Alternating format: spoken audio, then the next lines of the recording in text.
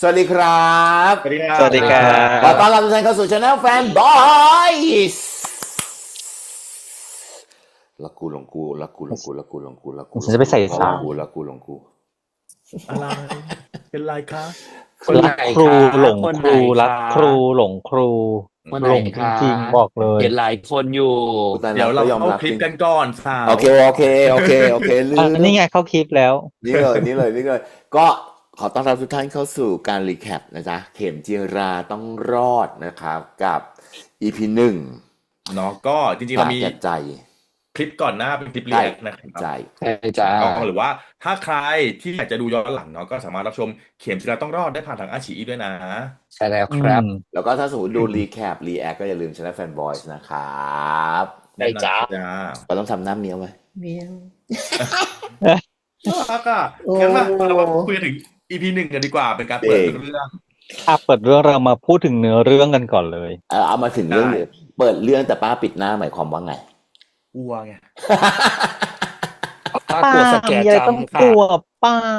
แหมเธอก็ขนหัวลุกตุกกี้เธออย่ามาพูดฉันรู้ โทษนะคะคนหัวลุกนี่ไม่ได้หัวลุกจากเนื้อเรื่องนะหัวลุกเสียงป้า แรงมาก ป้ากรีดทีหนึ่งนี่ลุกยันแขนขึ้นหัวอย่างนี้ แร เลย ง ป้า เนาะ ป้าเป็นเจกด่าแล้วนะ อุ้ย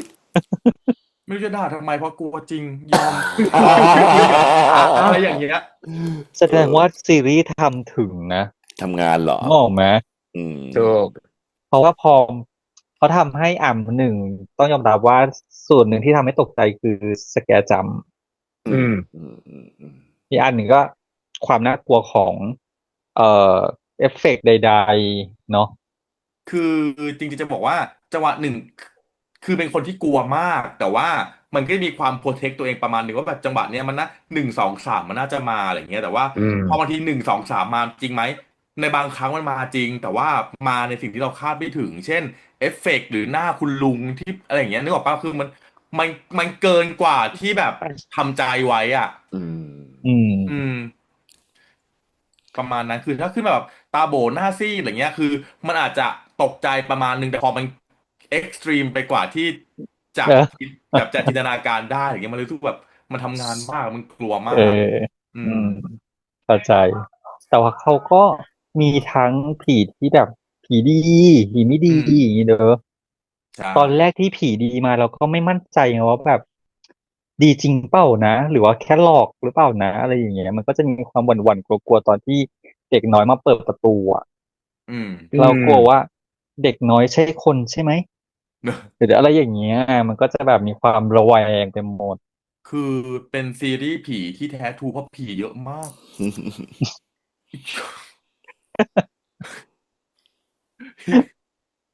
เออ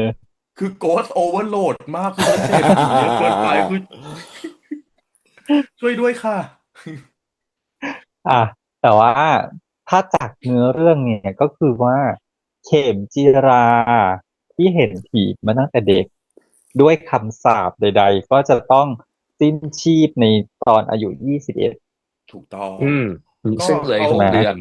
เขาก็ดูแก้เคล็ดกันมาประมาณหนึ่งแล้วเนาะคือตั้งชื่อให้เหมือนผู้หญิง เพราะว่าคำสาปคือผู้ชายในตระกูลนี้ถูกไหมเขาก็เลยตั้งชื่อให้แบบให้เหมือนผู้หญิงอะไรเงี้ย อืม คำถามเลยทำไมถึงต้องเห็นผีล่ะ ถ้าคำสาปเป็นเพราะคำสาปทำให้เห็นผี แสดงว่าแม่ก็ต้องเห็น แต่จริงๆแล้วเขาไม่ได้ ไม่เกี่ยว คำถามเรื่องการเห็นผีนะคือการ ไม่ เห็น เกี่ ผี ยว มัน นะ เป็นมันเป็นเซนส์ของเขาแล้วก็จริงๆพ่อครูตอนเด็กๆก็จะปิด จะปิดให้ เน แต่ ต ก็ รให้ เลือก แล้ ที่ ว จะ ถูก ไม่ ไหม ปิดไง แต่เลือกจะไม่ปิดเพราะอยากเห็นแม่ อันเนี้ยมันก็เป็นหนึ่งในคิวเรียสของเราว่า เฮ้ยทำไมวะทำไมถึงแม่ถึงไม่มาเห็นทางที่เขาก็ออกมานะ อืม อืม หลังจาก เอ ที่ อ ลูกไปแล้วอะ อืม แต่ก็ไม่ให้ลูกเห็นอะไรเงี้ยอันนี้ก็คือคิดว่าน่าจะมีในนิยายแหละแต่ใครที่อ่านนิยายแล้วอย่าเพิ่งสปอยแล้วนะขอดูทางขอเดา ให้เรา ทาง ลุ้น หน่ ไป อย เรื่อยๆของเรา ถูกต้อง เดาเดานะ ถ้าเราเป็นแม่ เราก็จะที่ไม่ให้เห็นเพราะว่าจะได้ตัดสินใจไปปิดเนตรสักที เพราะว่าถึงเปิดเนตรอยู่ก็ไม่เห็นอยู่ดีไงลูกก็จะได้ปลอดภัยอะไรอย่างงี้ปะ ก็ไม่เกี่ยวหรอก เอาจริงนะ ถ้าถามว่าถ้าอย่างเงี้ยเห็นแล้วยังรู้ว่าจะต้องทำอะไรดีกว่าไม่สามารถทำอะไรได้เลยนะ นึกออกปะ งั้นขอคุณภาพไม่ต้อง HD ได้ไหมลด แล้ ล ว ง ประ มา ธาน เหลือ โท แบ ษ บ ที่ดูตัวเองก็ Full HD อยู่แล้ว 4K จะเอาอะไรคะเจ๊ อื ไม่ ม ไม่แบบว่าถ้าเป็นเข็มจีรา ก็ เอ จะ อ แบบว่าลดคุณภาพของการเห็น อ๋อ ลงมาเหลือ เหลือเท่ากัน 360 งั้น เอาพี่เจ งั้ ต น เห ข ร อ อ ให้เหลือเท่า เหลื พี่ อ เจ เท่า ต พี่ เห เจ ลือ ต เท่า แว พี่เจต บๆเนี่ยเหรอ แค่นั้น งั้ พ น อ ขอบ้าง ขอผัดซีอิ๊วคำหนึ่งได้ไหมคะ แรงนะ อร่อยมาก คุยไป อี กิน ไข่ ไป ดาว คอน พวก เฟิ เรา ร์ม ขออภัยจริงๆ ขออนุญาตนะครับทุกคน ขอแบบคุยไปกินไปเนาะ เพราะหิว หิว นี่ เสพพลั เดี๋ ง ยว งานเย EP อะ หน้า EP หน้าต้องเอาก๋วยจั๊บยวนใช่ไหมก๋วยจั๊บยวนกับหมูยอ ไป มากิน ทำยวน นะ ดีกว่า อย่าให้มีอะไรอยู่ในมือฉันค่ะ รับรอง ครูว่าไม่ได้มีไม่เหลือ ตอนนี้ เอามาอยู่ใน ไม่ รี ใช่ แคป หมอน ไง ฟิว มาอยู่ในรีแคปไงอ๋อโอเค ตอนรีแอคเนี่ย อ่า ไม่มีของกินไม่มีอะไรอยู่หน้า ไม่คือฉันว่ารับรองได้เลยจอคอมพิวเตอร์ป้าไม่มีเหลือ แนะนำไม่ถือป๊อปคอร์นเก็บง่ายหน่อย ไม่เอาเสียดายเพราะป้ากินหมดก่อนแน่นอน ก็ เออ มาคุยกันเรื่องซีรีส์ต่อ คือเรารู้สึกว่าเราชอบการแสดงนะ อืม เรา อุ๊ย ว่า แส แส ด ด ง ง ดี ดี นะ แล้วก็ ทุก สิ่ง คนเลย ที่ นะ สิ่งที่เรารู้สึกที่สุดกับคำว่าแสดงดีในเรื่องนี้คือการใช้เสียงของตัวละครแล้วว่าตัวละคร อืม ใช้เสียงดีอ่ะ ใช้เสียงให้เรา เห็น เชื่อ ด้วย แล้วก็ เห็นด้วย เราว่าอย่างหนึ่งเลยคือเขาเรียนรู้การใช้เสียงดีเสียงไม่ลอยเสียงไม่เหิน มัน อื แน่น ม แมสเซจมันแน่นในแต่ละตัวละครที่เล่นออกมาอะไรเงี้ยอันเนี้ยคือสิ่งที่แบบชอบมาก โดยเฉพาะที่ชอบส่วนตัวเลยก็คือ พูดภาษาอีสาน อ่าฮะ ชอบอ่ะ อันนี้ แล้ว ส่ว แบ น บ ตัว พูด คือเรา เนียนเลยนะ เอาเหรอคือไม่ใช่คนอีสานก็คือ รู้ว่าพูดภาษาอีสานฟังรู้เรื่อง แต่ไม่รู้ว่าชัดหรือเปล่า เออ คื แล้ อ วมันมีสะดุดมีหลุดไหมอะไรอย่า อัน ง นี้ เงี้ อั ย นนี้ ไม่ อันนี้ รู้ คือ ก็ ไม่รู้ไงเราไม่รู้แอคเซนต์จริงๆว่าเป็นยังไงอะไร อื เงี้ย ม ไม่ใช่คนอีสานเหมือนกัน แต่เท่าที่เคยฟังเพื่อนหรือคนรู้จักพูดมาเนี่ย ใช่เลย อืม ใช่เลย แต่ว่าไม่รู้ว่าคำน่ะมันถูกต้องหรือเปล่านะ แต่ด้วยสำเนียงโทเนชันใดๆอ่ะคือเลิศได้เลย ชอบ แล้วก็ เราชอบฉากหนึ่งฉากที่น้ำปิงเล่นนะฉากที่เข็มจิราเล่นตอนอยู่ในบ้านของ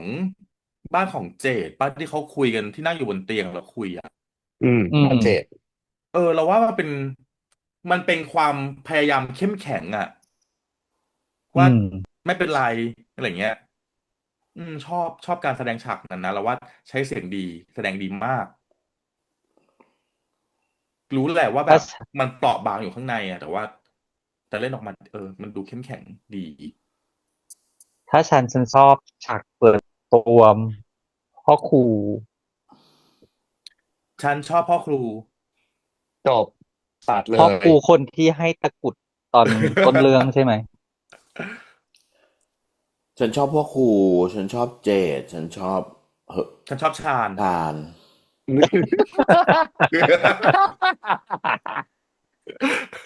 เฮ้ยแต่บอกเลยว่าน้อง4 คนนะ ทั้งเก่งน้ำปิง อืม เติ้ลเฟิร์สวัน อืม มีเสน่ห์ทุกคนเลยไม่ด้วยความที่ด้วยรูปลักษณ์หน้าตาของน้องเป็นต่ออยู่ละคราวเนี้ย พอการแสดงมันหนุนด้วยมันเลยดูแบบมีเสน่ห์ บอ มาก ก ไป ขึ้น สิ ไป ว่า อีก บอกไปสิว่าแว่นมา แว่นมานี่ เนี่ย อันเนี้ย อืม อันเนี้ยคือพี่ชอบอย่างหนึ่งพี่ว่าเขาสร้างคาแรคเตอร์ได้ชัดเจน อืม แล้วพอเขาสร้างคาแรคเตอร์ชัดเจนปุ๊บเขาวางเอาไลน์เอาลุคแล้วก็ preference ได้เท่น่าติดตามมีเสน่ห์ อืม มันก็เลยทำให้เรารู้สึ มี ก ห แบ น้า บ ที่ของมันเนาะตัวละครมีห คื น้า อ ที่ คืออย่างดูอย่างเอาท์ฟิตของแต่ละคนนะคือเสื้อผ้าของแต่ละคนอย่างเงี้ยคือมันดูแล้วรู้สึกแบบว่าเสื้อผ้าของคนใดคนนั้นเนี่ยก็จะทำงานกับคนนั้น แว่นตาเนี่ยถ้าไปอยู่ในถ้าแว่นตาไปอยู่กับน้ำปิงมันก็ไม่ใช่ อืม ถูกปะนึกออกไหมแล้วคือถ้าสมมติว่าน้ำปิงจะไปแต่งตัวเอาใหม่ถ้าสมมติเข็มจีราจะไปแต่งตัวเหมือนพี่เจด ก็ไม่ใช่ปะ ก็ไม่เข้านึกออกไหมอืมมันคือมันมีคาแรคเตอร์ของแล้วเนี่ยในความแบบความโซนลุกลี้ลุกลนคนหัวใหม่สมัยใหม่อะไรอย่างเงี้ยที่มันต้องคล่องตัวก็ต้องแต่งแบบโตแบบพี่เจตนึกออกไหมอืมถูกอะไรที่มันดูเรียบร้อยดูแบบเนิบสโลไลฟ์ก็ต้องแต่งตัวแบบเข็มจีรานึกออกไหมดูเอใจอดีเนาะดูคนใจดีอะไรอย่างเงี้ยแล้วดูต้องดูเนียบดูเนิร์ดก็ต้องเป็น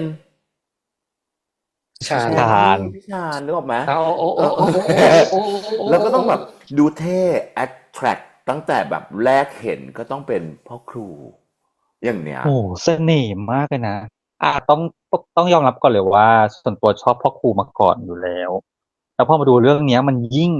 ปิดคลิปยิ่งค่ะโอ้โหมันยิ่งแบบว้าวอย่างเงี้ยอยากจะกรี๊ดออกมากินมาทุกคนจากกินเม็ด ปล่อยให้ติดคอ ลมเสียต่อจุกี้ต่อเรื่องจอันนี้ริงเรื่องจริงจริงคืออืมมันมันว้าวจนอยากจะร้องกรี๊ดออกมาอะไรอย่างเงี้ยจริงคือแบบกรีดสิคะกรีดสิโอ้โหคือกรีดทำไมเสออกมาน่ห์ขนาดนี้อ่ะคือลอกเหมือน AI generate ออกมาเอจริงอคือต้องแล้วด้วยการเขียนพร้อมยังไงให้ออกมาอย่างเงี้ยคะ เนอะ และคือเราด้วยความที่เป็นพ่อหมอแล้วพ่อหมอสมัยใหม่ที่ใส่เชิ้ตเห็นไหมแว่นตาใส่สแลดกำเห็นสแลกแล้วเชิ้แว่นตาแฟตนี่พับก็คือชั่นอุบพับถึงข้อลกูตูศอกมากค่ะบอกเลยโอ้ไม่ยคืออยู่ผิดโลเคชันนะคะแล้วอุบลผ่ากูตูซะอืมแหวกจริงอกซะถึงสะดือเลยเห็นไหมรถอืม จะตายแต่ว่าด้วยวิธีการพูดที่ยังพูดภาษาอีสานแล้วก็อืมวิธีการใช้เสียงของเขาอ่ะมันก็ทำให้ดูมีเสน่ห์ในคมันวามเป็นโลคอลอย่างหนึ่งเนาะจริงอืมใช่ไหมมันมีเสน่ห์ในความของไม่รู้จะพูดยังไงอ่ะมันเหมือนแบบแล้วแล้วเราว่าการเล่นของเขามันทำให้รู้สึกว่าคนเนี้ยขลังตอนอืมตอนไล่ผีตัวตอนแรกที่ไล่ผีท่องคาถาผู้หญิงอ่ะแล้วก็บอกว่าที่เขาก็สอนนะว่าอย่ายึดติดอะไรเงี้ยคือรู้สึกว่าเฮ้ยการการเล่นของเขามันดูแบบเขาก็เป็นหมอธรรมที่มีความมีเมตตามีความเป็นผู้ใหญ่มีความน่าศรัทธานะแค่หมอทำหน้าเด็กคืออะไรคะหมอธรรมก็คือหมออย่างนี้ป่ะหมอผีป่ะฟิลแต่ว่าเป็นสายธรรมะใช่ป่ะหมอธรรมอ่ะเพราะว่าเขาหมอธรรมคือทอรอรอมอ่ะที่เคยได้ยินนะอือืม มอืมก็คือมีคาถาอาคมแต่ว่าเป็นภาวะเป็นความแบบว่าสายขาวมั้งอันนี้คือไม่แน่ใจจริงอืมๆก็คือไม่ได้ทำลายอะไรเงี้ยไม่ได้ใช้ผีพายตายโหงไม่ได้ใช้สิ่งพวกนั้นเลิศคือมันก็นะแต่มีกุคือฉีกมารทองขนบละกันโดยปกอืมติแล้วเวลาเราดูโดยปกติหมอทั้งหลายเนี่ยจะออกมาแพทเทิร์นเดียวกันเราดูไม่รู้กี่ร้อยพันเรื่องก็จะมีความก็จะออกสเตอริโอไทมาแบบว่าป์อย่างหนึ่งเนาะสเตอริโอไทป์แบบหนึ่งแต่พออันเนี้ยมันเท่ากับฉีกขนบทั้งหมดอืมแล้วดูสิการนำเสนอของซีรีส์เธอค่อยๆเปิดมาจากคางนี้ค่อยๆขยับขึ้นทีมันละสเต็ปเห็นจมูกอย่างนี้ดีนะหล่อเพราะว่าพอคือคนเห็นปากเห็นคางก่อนมันจะมีความคาดเดาแล้วโหคางขนาดนี้ไม่คาปากดค่ะขนาดนี้ก็รู้อยู่อะไรอย่างเงี้ยแล้วว่าใครแหมก็แค่ไม่นำเสสำหรับคนนอให้มันดูแล้วเวออื่ร์วังนเนี่ยอืมว่าคนอื่ถูกไหม นเนี่ยมันจะค่อยๆเห็นในสเต็ปออกมาแล้วแบบคนอยากจะรู้ว่าเอ๊ะหน้าตาเต็มจะเป็นยังไงนะอะไรอย่างเงี้ยอืมอืมก็เลยแบบดีเลิศประเสริฐศรีแล้วก็มาคุยกันเรื่องเนื้อเรื่องที่ค้างกันไว้เนาะคิดว่ามันเกิดขึ้นจากอะไรหมายถึงว่าที่ตัวพ่อครูบอกว่าเจ้ากรรมนายเวรของเด็กเนี่ยคือคนที่สามารถทำให้ผีทั้งหลายคลั่งได้ชีพ ก็คือมีอำนาจมาก เป็นตัวยอดเหรอควบคุมแบบต้องมีมันิพูเลตความแก่กองกล้าทัพผีใได้ดแต่ว่าก็จะมีอีกคนหนึ่งเนาะที่แบบเป็นผู้ชายที่ดูหนุ่มๆหน่อยอ่ะที่มาช่วยบ้างแต่ว่าก็คอืลั่งเหมือนมกันปะตอนหลังอ่ะที่มาบ้านติดโดพ่อครูนควบคุมเหมือนกันโดนคุมเหมือนกันใช่ไหมให้ไปได้นะอืมๆมันตอนเนี้ยมันเนื่องจาก EP 1ไงมันก็ต้องเปิด question ว่าคนนี้คือใครคนนี้คือใครคนนี้คือใครอยู่ดีอ่าก็เหมือนถูกไหมมันก็เหมือนคนที่เราเห็นตามหลังมาที่ตามมาบ้านพ่อครูที่เห็นในรถบัสอืม อันนั้นก็คือพ่อครูเคยเจอแล้ว ก็ยังต้องเป็น question ว่าคือใคร อื คน ม ที่ช่วยที่ระเบียงบ้านไม่ให้ไปดึงไปให้เขากระโดดลงจากชั้น2ก็ยังไม่รู้ อื คน ม นั้นคือใคร อืม เกี่ยวข้องยังไง ก็ต้อง question มาอยู่ดีแหละ แล้วก็ผู้หญิงแล้วผีผู้หญิงที่แบบใส่ชุดโบ ที่ รา มา ณเนี่ย ที่มาแล้วก็บอกว่า หา ตาม กู หา อ ฉัน ยู่ เหร หรือ อ อืม หากู เอ อยู่ อ หรืออืม อื เอ ม อ แสดงว่านั่น แล้ว น่ะ แบบ ตัวยอด ก็ รั ต้อบ งตัว บ ย อ อ ส ดอยู่ เพราะว่าหน้าก็สตันป่ะ น่า อะไร จะ ค ยัง ะ? ไม่ใช่ตัวท็อป น่าจะยังไม่ใช่ แต่ แบบ ก็คือคนที่หาอยู่ น่าจะเป็นแบบต้องเอาเข้าตรง ๆ อันนี้น่าจะเป็นแบบว่าผู้ใหญ่บ้าน เรายังไม่เจอกำนัน เรายังไม่เจอนายอำเภอ ยังไม่เจอผู้ว่า เชื่อพี่ไห ห ม? มายถึงว่า อ๋อ ตัวผีผู้หญิงอะเหรอ เป็นตัวผู้ใหญ่บ้านเหรอ? นี่ผู้ใหญ่บ้าน อันนี้ตรง ๆ เพราะรู้ หากูอยู่หรือ เงี้ย มันดูแล้วรู้สึกแบบ โอเค ผู้ใหญ่บ้าน กูโหวตให้ คราวนี้รู้จักกูแล้วล่ะ อย่างเงี้ย นึกออกเปล่า? เจอกัน อะไรอย่างเงี้ย คือ ส่วนตัวพี่ว่า คือด้วยความที่ไม่รู้นะว่าเขาเอาเรื่องเส้นเรื่องมาจากแบบความเชื่อใด ๆ อะไรอย่างงี้หรือเปล่า เพราะส่วนตัวพี่รู้สึกว่าการจะมองเห็น อันนี้ก่อน อันที่ 1 เรื่องของคนมีเซนส์ก่อนเนาะ พอคนมีเซนส์น่ะมันก็จะมองเห็นไปหมด มันจะมีบุญสัมพันธ์หรือไม่มีบุญสัมพันธ์ก็แล้วแต่เนี่ย มันอาจจะเห็นด้วยก็ได้ หรือมีกรรมสัมพันธ์อะไรยังไงครับ คือมันมีบุพเพนิวาสอะไรสมมุตินะ มันเป็นแบบว่าบุพกรรมเขาเรียกว่าบุพกรรมแล้วกัน มีบุพกรรมกันมาอะไรอย่างเงี้ย ส่วนใหญ่มันจะ1คือมองเห็น2คือรับรู้3คือแสดงผลได้ นึกออกไหม? อันเนี้ยคือมันเป็นแบบบุคคลธรรมดานะ ที่สามารถแบบอันเนี้ยคือมันเป็นปกติ อย่างพ่อครูเขาก็เรียนอาคมใช่ไหม? เขาสามารถมองเห็นได้แล้วเขาใช้งานต่างๆนานาเหล่านี้ได้นี่ไม่เกี่ยวนะเพราะถืออันนี้คือร่ำเรียนวิชามา แต่ว่าถ้าเป็นคนธรรมดาที่มันสามารถแบบมีบุพกรรมการอะไรอย่างเงี้ย สามารถมองเห็น สามารถรับรู้ สามารถแบบแสดงผลต่างๆนานาหรือว่ามีการสัมผัสหรืออะไรอย่างเงี้ย คือกายทิพย์กับกายเนื้อมันสามารถแบบลิงก์มันสัมผัสกันได้ เช่น อาการสิง ถูก อาการเข้ามาสิงเข้ามาอะไรอย่างเงี้ย มันไม่ใช่แค่แบบว่าจิตว่างหรืออะไรอย่างเงี้ย มันก็จะมีนะ มันก็จะมีคือ มันมีเรื่องราวแบบนี้จริง ๆ นะ แล้วแบบว่าไอ้ประเภทแบบว่าเดินผ่านแบบโกรธเกิดแล้วแบบนึกออกไหม? แล้วเห็นคนนั่งมีคนยืนอยู่อะไรอย่างเงี้ย มัน คือถ้าสมมุติว่าคนมีประสบการณ์เขาก็จะพูดขึ้นมาแหละว่ามันจริง มันเห็นแบบนั้นจริง ๆ มันเห็นแบบนั้นได้จริง ๆ นะ อย่างเงี้ยนึกออกไหม? คืออันเนี้ย แส มัน ดงว่าเคยแล้วใช่ไหมคะ? เอาเป็นว่า ถ้าสมมุติว่าคนมีประสบการณ์ที่มันสามารถมองเห็นได้จริง อย่างเงี้ย มันก็สามารถแบบพูดได้เลยว่ามันเห็นได้จริง ๆ อะไรอย่างเงี้ย เรา หรือ จะ แม้ ไม่เล่าเรื่องจริงกันที่นี่เจ๊จุก หรือแม้กระทั่งน้องทองน้องเอกอย่างเงี้ย น้องทองน้องเอกแบบเนี้ย คือส่วนตัวพี่รู้สึกว่าเอาแล้ว คือถ้าคนเคยเลี้ยงกุมาร เขาก็จะรู้สึกว่า เฮ้ย นี่แหละ คือใช่ อะไรอย่างเงี้ย มันจะมาแบบอย่างงี้ อะไรอย่างเงี้ย เพราะว่า ถ้าสมมุติว่าแบบจุกลองไปฟังแบบคนเลี้ยงกุมาร อะไรอย่างเงี้ยนะ คือถามหา อะไรอย่างเงี้ยนะ มันก็จะมีอาการอารมณ์แบบประมาณเนี้ย เด็กวิ่งในบ้าน ใช่ ตัวของ เล่นของเล่น ของ ก๊อกแก๊ เล่ ก น เคย อะไร เล่าให้ อย่าง ฟั นี้ ง อะไรอย่างเงี้ย อยู่บ้าน คือแบบว่าอยู่ๆก็แบบไปเที่ยวบ้านเพื่อนมองอุ๊ยทำไมเด็กคนนี้น่ารักจังเลยกระพริบตาให้ด้วยอะไรอย่างเงี้ย แต่แบบไม่ใช่อะไรอย่างเงี้ย ก็จะมีอะไรอย่างเงี้ยก็ว่าก็จะมีอะไรอย่างเงี้ย เฮ้ยนี่หลานมึงแบบไว้จุกด้วยเหรอวะ? อะไรอย่างเงี้ย น่ารักว่ะ เรียกว่า หรอ? แต่กุมารดูมีฤทธิ์นะ ใช่ ๆ เพราะคือกุมารน่ะมีฤทธิ์อยู่แล้ว อืม คือกุมารมีฤทธิ์อยู่แล้ว คือกุมารก็จะอยู่ในภพภูมิที่เขาถูกทำให้มีฤทธิ์ได้อะไรอย่างเงี้ย คือมันเหมือนเขาแบบบ่มว่านบ่มยาอะไรอย่างเงี้ย คืออัดฤทธิ์เข้าไปให้อย่างเงี้ยนึกออกปะ? ก็สามารถทำให้แบบมีฤทธิ์ขึ้นมาได้อะไรเงี้ย สามารถใช้งานได้ จองที่จอดรถอะไรอย่างเงี้ยได้ นึกออกไหม? มันมีคนที่มันอย่างงี้จริง ๆ นะ อะไรอย่างงี้นะ เลิศอยู่ ก็อย่างที่พี่บอกก็แบบมันจะมี คือถ้าสมมุติว่าคนที่มองเห็นเนาะ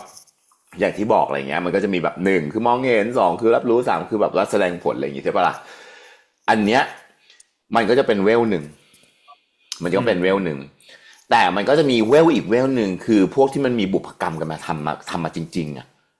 อันเนี้ยคือสามารถแสดงผลได้อย่างชัดเจน เช่น บีบคอ หรือทำที่มันสามารถแบบทำถึงร่างกาย เพราะโดยปกติอะกายเนื้อกับกายทิพย์อะมันถ้าในตามความเชื่อมันจะไม่สามารถแสดงผลอะไรได้ขนาดนั้น ถ้าไม่มีบุพกรรมกันมาก่อนอย่างนี้เป็นต้น แล้วก็คนที่มันจะมีแล้วก็ดวงวิญญาณที่แบบว่า มันจะมีความแรงความเฮี้ยนนะส่วนใหญ่นะหนึ่งคือถูกฆาตกรรมสองคือฆ่าตัวตายคงได้ยินกันมาก่อนเช่นสมมติว่าฆาตกรรมปุ๊บอะคือดวงจิตเขาก็จะอยู่ตรงแต่ตรงนั้นนึกออกปะอะไรอย่างเงี้ยอยู่แต่ตรงนั้นอะไรเงี้ยแล้วก็คนที่เกิดทำฆาตกรรมอะมันเหมือนกับที่เราเคยทำซีรีส์เรื่องหนึ่งมาก่อนคือมันจะทำซ้ำๆเวียนๆซ้ำๆเวียนๆอยู่อย่างนั้นนะอยู่ตรงจนไม่รู้ตัวจะรีพีทอยู่อย่างนั้นอะจะรีพีทอยู่อย่างนั้นอะแบบเนี้ยคือเขาถึงบอกว่าจิตอะมันเป็นใหญ่มากนี่คือสาเหตุเนาะที่แบบว่าหนึ่งคือมันเกิดอะไรยังไงขึ้นเหมือนกับตอนที่เราในซีรีส์เรื่องนี้ที่มันเจอแล้วหัวเคาะประตูอะ อ่า น่ะคือจิตเขาพะวงอยู่กับลูกอยู่อะเด็กคนนี้อยู่อะนึกออกปะไม่รู้ว่าเป็นลูกหรือเปล่าเราไม่รู้จริงๆแต่ว่าคือเขาพะวง ดูแววแล้ว เขาพะวงกับตรงนี้ มันมันเห็นนะว่าบางทีบางเรื่องบางราวมันเริ่มจะมีแล้วเนาะคือแบบว่าใช้การมองเห็นเรื่องราวเหล่านี้ ช่วยเหลือ เป็นประโยชน์ สร้างคุณงามความดีอะไรอย่างเงี้ยมันอาจจะเป็นแบบนั้นนะแต่เอาเข้าจริงแล้วคือ อันเนี้ยมันเป็นกรรมใครกรรมมันเนาะมันเป็นกรรมใครกรรมมันอะไรอย่างเงี้ยคือเสียดายที่ส่วนตัวพี่รู้สึกว่าถ้ามันมาแบบนี้นะปึงจนรู้สึกว่ามีคนมองเห็นมันอะไรเงี้ยเขาไม่น่าจะหันมาด้วยความแบบคือแองเกิลที่เขาหันมามันดูร้ายมากเลยเนาะนึกออกปะตอนที่หันมา รอบแรกที่ร้ายคือร้าย ส่วนตัวพี่รู้สึกว่าถ้ามันจะมาเพื่อขอความช่วยเหลือแล้วรู้ว่ามีคนมองเห็นน่ะ คือ ควร ค จะ วาม มาร้าย พี่ว่าส่วนตัวนะการหันมามองแบบนั้นน่ะ มันดูตกใจ แต่ไม่หลอน แต่ถ้าสมมติเคาะร้องไห้ไปเคาะร้องไห้ไปเคาะร้องไห้ไปเคาะแล้วหันมาแล้วแบบร้องไห้แล้วแบบน้ำตาเป็นเลือดสมมติอันเนี้ยมันจะนึกเข้าใจพี่ป่ะมันไม่ดูน่ากลัวแบบ อย่างเงี้ย มันจะแบบโอ้โหนึกมันจะ มัน ยิ่ จะ ง หลอนฉาก โอ้โหนึกออกไหมมันจะขยายกว่านี้ จะ อีก ทำ เล งาน ย อีกแบบหนึ่ง ใช่แล้วหน้าไม่ต้องขาว หัวไม่ต้องยุ่ง ไม่ต้องใส่วิกไม่ต้องยีผมไม่ต้องแบบลงแป้งนึกออกมาคือ ให้มันเป็นแบบ หรือแบบไม่รู้ เพราะว่าพี่รู้ส่วนตัวพี่รู้สึกว่าขาวไปนึกออกปะมันเลยดูแบบ ผมไม่รู้ว่าเป็น มันจะดูน่ากลัวสำหรับเนี่ยอย่างพวกอย่างป้าที่ป้ากลัวผีอ่ะมันจะน่ากลัวแบบนั้น แต่ว่ามันจะไม่หลอน ส่วนตัวพี่นะพี่รู้สึกว่ามันจะไม่หลอนแล้วมันจะไม่ฉ่ำในอีกมิติหนึ่งอ่ะคือมันจะเป็นสแกร์จัมป์แต่ว่ามันไม่สร้างแบบ คือพวกสแกร์จัมป์อ่ะนอนหลับได้เข้าใจพี่ไหมแต่ถ้าหลอนนะโอ้โหป้าจะยิ่งฉ่ำเลยอะจะยิ่งแบบโอ้โหกูจะทำยังไงวะ แต่ป้าก็จะได้เอาผ้าคลุมตลอดเรื่องไง แล้วถ้าเอาหัวโขกแล้วหันไปมองปุ๊บหายไปหันไมค์ทีมอยู่ข้างๆหลอนไหม ก็ได้แต่ว่าคือหันมาแล้วแบบคือให้มันแบบยืนมาแล้ว แล้วหัน น้ำตา มาคือ ร่ แบบ วง ว่า อะไรอย่างเงี้ย คือแบบมันมา แล้วช่วยด้วยอะไรอย่างเงี้ย ไม่ต้องช่วยเลยคือแบบยืนเขาสื่อด้วย ช่วยนะ เขาไม่สามารถสื่อได้เนอะว่าให้ช่วย เพราะว่าคือเขาไม่มีบุพกรรมเขารู้แค่ว่าคนนี้เห็นเฉยๆเนอะปะ ได้ มัน แต่ ไม่มีบุพกรรม ส่งสายตา ใช่ บอก มันไม่ทำอะไรอย่างเงี้ย มันมีแค่บอกว่า หรือทำได้อย่างแค่บอกว่าร้องไห้สุดตัวแล้วสุดตัวลงอะไรเงี้ยแล้วเงยหน้าแล้วแบบคือแล้วแบบให้มุมกล้องมันหลอนแทนน่ะแล้วคือแบบว่าเกิดความน่าสงสารมากกว่าอะไรเงี้ยมันส่วนตัวพี่ว่ามันจะสร้างมิติของความหลอนมากกว่าความน่ากลัว เพิ่มขึ้นแล้วมันจะดูแล้วบอกโอ้ยสะพรึงอะไรอย่างเงี้ย คือด้วยความที่พอผีในอีพีเนี้ยมันมีความหลากหลายมากเนาะมันมีผีที่เป็นแบบอาฆาตพยาบาทอย่างที่เราเห็นในอีใต้ตาแดงมีเส้นคอมีอะไรต่างๆนานาผีหน้าขาวผีแบบเอฟเฟกต์ที่มันแบบว่าไอ้ปากกว้างหรอมาแบบเพื่อจะมาเอาอะไรอย่างเงี้ยมันดูเราเห็นหลากหลายอ่ะพอเราเห็นหลากหลายปุ๊บมันส่วนตัวพี่รู้สึกว่าพอเปิดมาเยอะขนาดนี้ปุ๊บอะเฮ้ยมันน่าจะต้องมีอะไรในการจัดการ สนุกนะ มันคือมันดูหลากหลายแล้วเรารู้อยู่แล้วเราก็คราวเนี้ยเราคาดหวังได้เลยว่าผีเขาจะออกมาแบบผีอ่ะมีกำแพงมนตอนที่อัญเชิญชุมนุมเทวดามาอะไรอย่างเงี้ยมันดูแล้วรู้สึกแบบเฮ้ยเจ๋งว่าอะไรอย่างเงี้ยมีสวดบุรพาและคัสมีอะไรอย่างเงี้ยมันดูแล้วแบบเฮ้ยดี พี่เจนเลิศนะ พี่เจนก็คือเจนเนี่ยเรียนวิชากับพ่อครูมาพี่เจนก็เลยได้เรียนด้วยอย่างนี้เหรอ คือพี่ว่า อาจจะ บ้าน ไม่รู้ นี้ ที่มาพี่เจน บ้านเนี่ยคือเขาเป็นพี่สาวกันใช่ไหมล่ะแล้วเจดคือสิ ใช่ เทพใช่ไหมคือบ้านเนี้ยคือเขานำติดพ่อครูที่พ่อสอเนาะ อืม พสสแล้วเขานับถือพ่อครูนั่นหมายความว่าเขาน่าจะส่งแบบพวกเนี้ยไป แล้วก็คือด้วยความที่ดูเจนแล้วเหมือนแบบสาวสมัยใหม่ แต่ว่าพอเจอเรื่องราวแบบเนี้ยเกิดขึ้นแต่กับครูเขารู้ทันทีว่าไม่ธรรมดา มีอะ นั่นคือ ไร สิ่งที่เขาต้องทำปุ๊บก็คือจุดเทียนไหว้พระเลย จุดธูปจุดเทียนไหว้พระเลย แล้วก็ แล้วขึ้นไป ท่อง ช่วย มนต์ถูกคือต่อให้กูทำงานเยอะแค่ไหน กูก็ยังแบบเขาเหมือนที่น้องเอกกับน้องทองบอกจำได้ไหมว่า หนูอยากเล่นกับพี่เจดเหมือนเมื่อก่อน อืม จำได้ว่าแสดงว่าเมื่อก่อนน่ะพี่เจดมาเห็นมนต์เหมือนกัน อืม แต่พ่อ ใช่ ครูคือเอามนต์ ปิดให้ ตาให้อย่างเงี้ยอะไรแบบเนี้ย แต่ด้วยความที่เป็นคนที่แบบมีแบบนี้เหมือนกันนะมันก็เลยแบบได้ยินเสียงนะนึกออกปะอาจจะไม่ Full HD เหมือน มัว เข็มอะไรอย่างเงี้ยนึกออกมาอารมณ์ประมาณนั้นอืมอย่างที่ป้าบอกพี่รู้สึกดีมากกับซีรีส์เรื่องนี้เพราะการใช้เสียง การใช้เสียงสำคัญมาก แล้วก็ซีรีส์เรื่องนี้ทำได้ดีมาก นักแสดงสามารถเลือกใช้เสียงได้ดีชิบหาย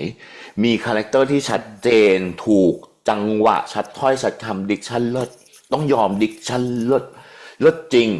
คือส่วนตัวรู้สึกแบบโอ้โหพ่อครูไม่ออกมาแบบนี้มันโคตรจะแบบเป็นคน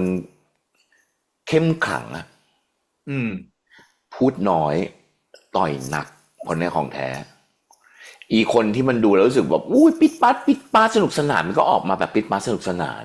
อีดูเนิร์ดมันก็ดูแบบใช้เสียงแบบเนิร์ดแบบห้วน อืม แล้วคือแบบสงสัยวันเดอร์ลิงแบบมีเสียงแบบ เพราะอะไรทำไมในอะไรอย่างเงี้ยนึกออกปะในความแบบในการใช้เสียงของเขาอะไรอย่างเงี้ย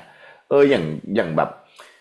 อย่างเข็มจิราเองมันเหมือนแบบปลดปลงกับชีวิตแล้วเนอะเอาเหอะชิบหายมึงจะมาอะไรก็มาเลยอะไรอย่างเงี้ยหรือคือมันแบบ มันไม่มีอะไรตื่นเต้นแล้วในชีวิตเขาเพราะตื่นเต้นที่สุดนี่คือเจอผีมึงเคยเจออย่างกูปะอะไรอย่างเงี้ย แล้วกูเจอแบบนี้มาโดยตลอดคือแบบโอ้เอาเหอะมามึงจะเอาแล้วคือมึงต้องการกูคนเดียวใช่ไหมถ้าเป็นกูมันจบใช่ไหมอันเงี้ยเดี๋ยวกูไปให้อะไรอย่างเงี้ยมันดูรู้สึกแบบ มันดูปลดปลงกับชีวิตจังเลยแล้ววิธีการพูดของน้องคือ ไม่ได้ไม่ ไม่ได้ตื่น ตัวละ เต้น คร ไม่อะไรเลยอะ แล้ว ไม่ มัน ได้ ดู ดูเหนื่อย แล้วก็ไม่ได้ดูแบบ เหนื่อยแล้วก็ นึกออกไหมมันไม่ได้ดูแบบนั้นมันดูแล้วรู้สึกมันเป็นไปตามคาแรคเตอร์ซึ่งชอบมากนะพี่แบบโอ้โหอันนี้ขอชื่นชมจริงๆเรื่องการใช้เสียงชื่นชมมากๆสุดๆอะไรเงี้ยดี แต่มันก็จะมีแบบหลายๆเรื่องเนอะด้วยความที่มันแบบในความแบบซีรีส์เขาอยากให้เห็น เช่นแม่ไอแล้วแบบภาพ เลือด มีเลือด มีเลือดเลยก็ต้องแบบเอาไปจับนึกออกมาการหยิบผ้าแผ่ออกให้ดูอะไรอย่างเงี้ยคือมันอันนั้นส่วนตัวพี่นะ ส่วนตัวพี่รู้สึกว่าแบบ จงใจไปนิดนึงส่วนตัวนะคือจงใจไปนิดนึงอะไรเงี้ยเอาเข้าจริงนะแม่จะไม่ยอมให้ลูกรู้หรอกว่าตัวเองแบบสาหัสแค่ไหนด้วยคนเป็นแม่เนาะ กำเอาไว้ มันคือแบบอะไรล่ะอะไรอย่างเงี้ย แล้ววิธีการพูดแบบ ต้องตายโหงอายุ21อะไรเงี้ย อืม พี่ว่าอันเนี้ยมันส่วนตัวนะ อันนี้พี่ว่ารู้สึกว่าเข้าใจว่ามันคือคำสาปมันคือคำสาปของครอบครัวแม่ แต่พี่ว่ามันมีวิธีเล่าที่มันน่าจะมีวิธีเล่าที่ดูทำให้เรารู้สึกว่าเข้าใจได้ แต่ว่ามันไม่ใช่แม่พูดกับลูกแบบ โดยที่ไม่ตะโกนใส่ อะไรแบบนี้วิธีการอะไรอย่างเงี้ยส่วนตัวนะพี่ว่ามันขัดตรงนั้นจริงๆจนแบบใช่เหรอวะเป็นแม่จะพูดอย่างนี้กับลูกปะวะอะไรเงี้ยเพราะว่าคือแม่ทำยังไงก็ได้แบบ แล้วตอนนั้นคือเป็นคำสาปของครอบครัวแม่ แล้วลูกชายตัวเองต้องตายอายุ21ไม่มีความเสียใจเหรอมีแต่ความเจ็บป่วยเหรอนึกออกปะนึกออกไหมคือมันโอ้โหแม่มันแทบจะขาดใจตายแน่คือถ้าลูกกูต้องตายมาถ้าพูดมาจริงๆนึกออกปะคือมันคือส่วนตัวตรงนั้นพี่รู้สึกว่ามันยังไม่มีความแบบมีความเป็นแม่จริงๆนึกออกไหมสภาพอะไรอย่างเงี้ยแล้ววิธีการเล่นตรงนั้นคำพูดคำจาตรงนั้นพี่รู้สึกว่ามันแบบนิดนึงส่วนตัวนะ แล้วก็คือถ้าเป็นพระก็จะรู้ว่าจริงๆแล้วว่าเวลาไม่รู้ว่าเขามีพิธีการอะไรมาก่อนหน้านี้หรือเปล่าอะไรเขาโดยปกติถ้าพระอยู่ในวัดอยู่แล้วต้องห่มแบบไหนคะห่มดองใช่ไหมถ้าเราจะไปเจอพระที่แบบยืนอยู่ตรงโกศหรือทำอะไรก็มีแค่อังสะมีสบงแล้วก็เอาจีวรพาดแล้วก็เดินทำนู่นทำนี่อะไรอย่างเงี้ยใช่ไหมหรือไม่ก็ห่มดองแบบห่มแบบม้วนปุ๊บเหน็บนึกออกปะเหมือนแบบไม่ได้เพราะการห่มแบบ สะพายแบบเนี้ยจริง ๆ อย่างที่พ่อแจ๊บห่มหลวงพ่อแจ๊บห่มมันคือเข้าโบสถ์ อืม ลงโบสถ์หรือมีพิธีกรรมอะไรอย่างเงี้ยอะไรประมาณนั้น หรือโอเคถ้าสมมติทามมิ่งเคยบอกว่าแบบเพิ่งจะทำวัดเย็นเสร็จแล้วก็ไป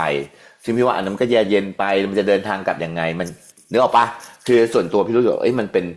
นรู้มันอยากทำให้รู้ว่าโอเคว่าเนี่ยคือพระแล้วห่มแบบถูกต้องไม่ผิดห่มถูกต้องแต่มันความถูกต้องเนี่ยมันมี2แบบไงนึกออกปะประมาณนั้นอะไรเงี้ยซึ่งพี่ก็รู้สึกว่ามันดูไม่เป็นแฟมิลี่มันดูแบบคือถ้าสมมติว่าหลวงพ่อห่มดองหรือว่าแบบหลวงพ่อใส่แค่สบงกับอังสะเนอะแล้วก็เอาจีวรพาดแล้วก็เดินแบบโอเคถ้าสมมติหลวงพ่อเป็นคนเรียบร้อยก็ได้ก็อย่างนั้นก็ได้อะไรเงี้ยแต่ว่า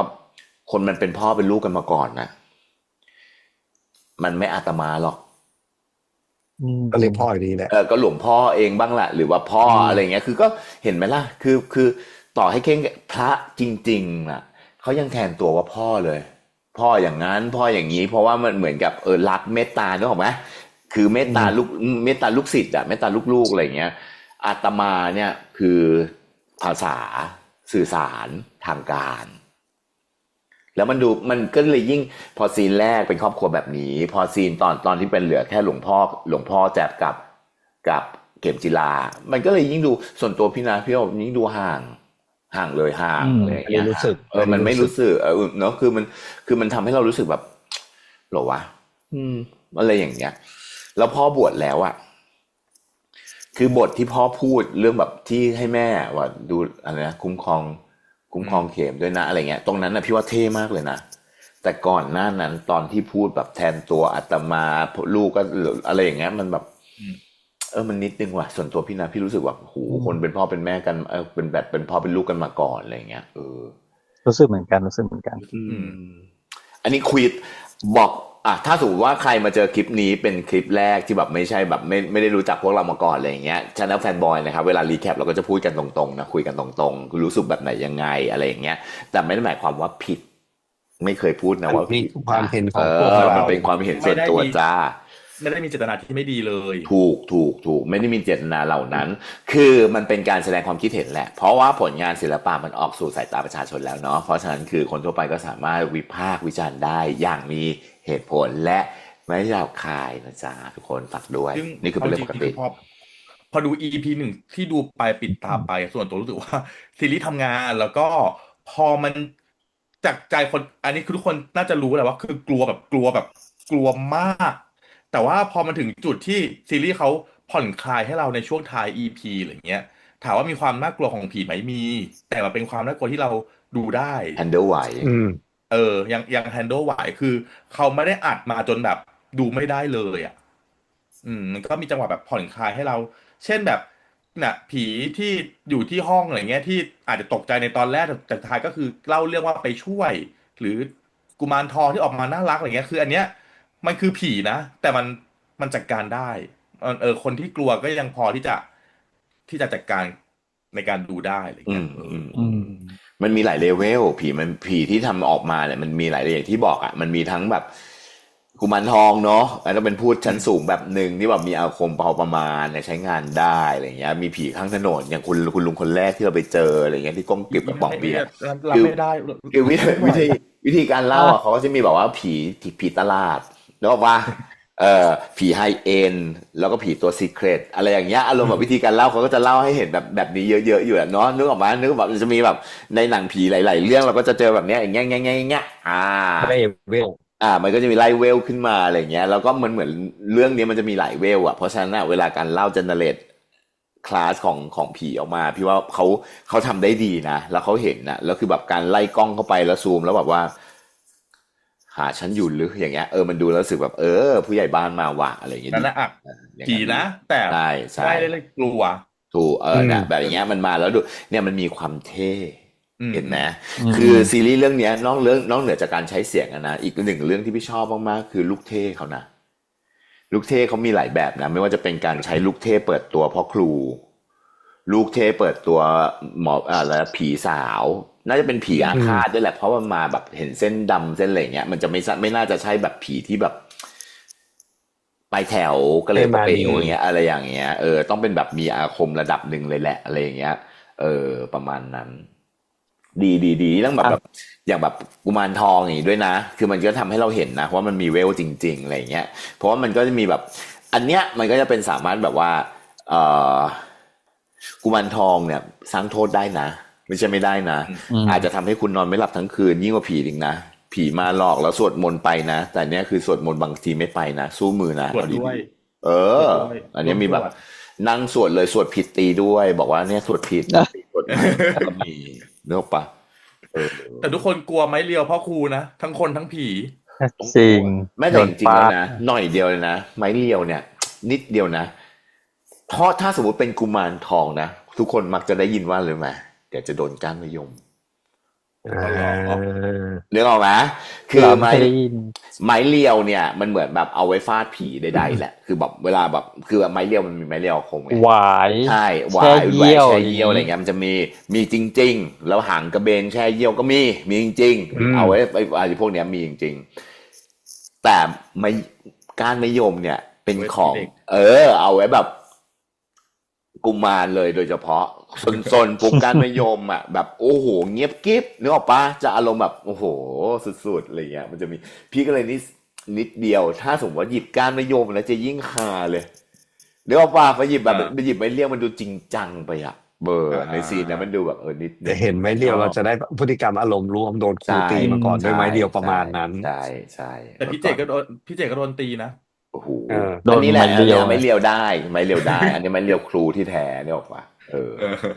มันอาจจะใช้ด้วยกันได้แหละ แต่ถ้าสมมติเป็นแบบเป็นกุมารนะแค่แบบหันไปหยิบก้านมะยมนะโหต้องหยุด ต้องหยุดจริ แต่ ง ใดๆพวกอาร์ตใดพวกพร็อพอะไรเลิศนะซาวด์ประกอบใดๆชอบ พี่ว่าโปรดักชันดีไซน์เขาสวยนะ ใช่ อืม สวยแบบดีอ่ะ คำถามคือไปถ่ายที่ต่างจังหวัดจริง ๆ ใช่ไหม น่าจะพี่ว่านะยังไงก็ต่างจังหวัด แต่ว่า บรรยากาศ โล ดี มันจะ อะ โล บรรยากาศ มันจะโลที่นั่นจริง ๆ แบบอุบลคืออุบลเมืองการคือเมืองการสุราษฎร์คือสุราษฎร์หรือเปล่าในอีกเรื่องหนึ่ง เลยว่าบรรยากาศมันแบบมันมีความสวยของบรรยากาศอยู่ ใช่ เนาะ อืม แล้วก็เลือกใช้มุมให้เห็นนู่นนี่นั่นโน่น ถูก ใดๆในมุมกล้อง มี ก็ มุม สวย สูงใด เออ ๆแบบว่าอุโมงค์ผ่าเมืองตรงนั้นก็เลิศ อุณหภูมิ อืม ของสีของแสงอ่ะ มันดูแล้วมัน อืม มันดูรู้สึกแบบ เชื่อ มันเป็นน่าเชื่อมันน่าเชื่อจริง ดี เอา ช ง่าย บ ๆคือ1 ชั่วโมงเนี่ย จึงดูดเราให้ดูได้ตลอดเรื่องโดยที่ไม่ได้หลุดโฟกัสอะ แล้วก็ไม่น่า สำหรับ เชื่อว่า แชมป์นะ เร็วมาก1 ชั่วโมงแล้วหรออย่างนี้เนาะส่วนตัว ใช่ นะโอ้ยทำไมเร็วจังวะ1 ชั่วโมงแล้วหรออย่างเงี้ยจริง แล้วมัน เพราะว่า เป็นที่ บางทีการดู1 ชั่วโมงต่อกันทั้งเรื่องยาวๆอ่ะ มันจะมีหลุดโฟกัสนะบางทีเราแบบพอถึงฉากที่เราโดนดึงออกมาปุ๊บมันจะหันไปมองอย่างอื่นละอะไรอย่างเงี้ย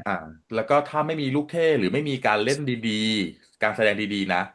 จากใจคนกลัวผีนะออกแล้วคือไม่ดูต่อนึกออกปะ ๆ ใช่ ตั้งแต่หลอด มันไม่มี วอเดอมอร์ตอนแรกเลยใช่ไหม ใช่ คือถ้ามันไม่มีอะไรดีให้เราแบบ I know what you did เออนั่นแหละคือนึกออกปะคือคนที่กลัวผีอ่ะมันหนีแน่ๆถ้าแบบ อืม ไม่มีอะไรอย่างอื่น ที่ดึง มาดึงเราไว้อะไรเงี้ย แต่ที่ดึงเราได้ดีที่สุดคือผู้ชาย พอหมอ คือผู้ชาย อันนี้พูดได้ ฉั ต น รงๆ รู้เลยว่า โอ้ ถ้าฉันทนดูต่อไปเดี๋ยวพ่อครูจะโผล่ฉันต้องอดทนไว้อย่างนี้ เรื่องแรง กลัว มาก แค่ไหนก็ต้องทนไว้ใช่ไหม แรงาก ถูกเนาะก็นี่คือ EP 1เนาะไป ใช่ ประมาณ ใช่ นี้แล้ว ใช่ กัน ทุ ใน ก การ ค รี น แคป ก็ประมาณนี้แล้วกันเนอะทุกคนครับ แล้วก็ใครก็ตามแต่นะครับ ที่เพิ่งเข้ามาก็ฝากกดไลค์ Subscribe แชร์กันด้วยนะจ๊ะทุกคนจ๋า ถ้าสมมติว่าเพิ่งคือเป็นแฟนดูมันดีอยู่แล้ว แต่ยังไม่แบบว่ายังไม่รู้จักพวกเราอะไรอย่างเงี้ยก็ขออนุญาตฝากเนื้อฝากตัวด้วยนะครับ แล้วก็ฝากเรียกเพื่อนๆมาดูพวกเราด้วยนะ เราทำให้แล้วนะเข็มจีราต้องรอดนะครับเอาละครับวันนี้พวกเรา4 คนเนาะกับการรีแคปเข็มจีราต้องรอด EP 1ก็จบเพียงเท่านี้นะครับคลิปหน้าจะเป็นคอนเทนต์อะไรฝากติดตามกันด้วยนะครับโอ้ขอโทษถ้าอีกทีหนึ่งเนาะถ้าอยากดูซีรีส์เต็มๆไปดูได้ที่ไอซียีนะครับ iQIYI จ้า ฝากด้วยแต่ถ้ารีแอครีแคปฝากช anel Fanboy นะครับวันนี้พวกเราไปแล้วจ้าสวัสดีครับ สวัสดีครั สวัสดีครับ ได้ครับ บ๊าย บาย บาย